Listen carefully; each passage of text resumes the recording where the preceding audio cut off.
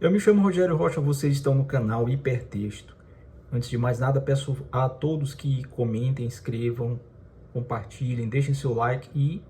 inscrevam-se no canal para receber as notificações também, dos próximos vídeos. Eu quero falar com vocês sobre literatura russa, sim, a grande e importante literatura russa que começa ali no Império ainda, com dois grandes nomes do romantismo, na poesia e na prosa, no teatro, que são Nikolai Gogol e Alexander Pushkin. Poeta Alexander Pushkin e o romancista e dramaturgo Nikolai Gogol são até hoje dois nomes que estendem-se ao longo da história da literatura russa, essa que é uma das mais importantes da história da literatura mundial. E esses dois autores iniciam aquilo que a gente tem como literatura russa. A Rússia até ali era um país eminentemente agrário e iletrado, portanto pouca gente lia.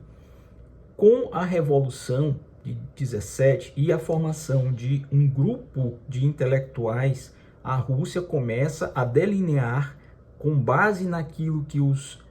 escritores anteriores deixaram como legado, a estrutura do que a gente tem hoje como literatura russa, que é uma literatura bastante homogênea e que nunca deixou perder a ligação com esses dois nomes iniciais. E a partir do surgimento de grandes outros nomes, como Dostoiévski e como Tolstói, por exemplo, ela dá continuidade, já depois da fase pós-revolução, com um Estado já mais letrado e saindo do campesinato para tornar-se um país mais forte e mais industrializado naquela época, a Rússia começa a solidificar, consolidar a estrutura básica do que se tornou a literatura russa. Densa, forte, marcadamente oriental, não mais apenas copiando, como nos escritores anteriores a Gogol e a Pushkin, a literatura francesa, mas criando uma identidade nacional, criando uma força expressiva e dando lugar a um diálogo constante, com essas referências anteriores, porque até hoje, com Akhmatova, depois, com outros grandes escritores russos, Nabokov, enfim,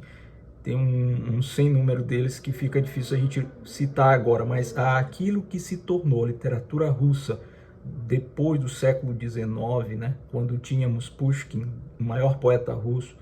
do romantismo, e Gogol, e de lá para cá com Tolstói, com Dostoiévski e tantos outros, foi a continuidade dessa formação de uma característica marcante que não esquece as referências anteriores. Então, até hoje, a literatura russa, ela constitui-se nessa homogeneidade a partir de um laço com os primeiros literatos, demonstrando assim a sua capacidade de produção e a referência mundial como um dos grandes redutos de literatura de qualidade.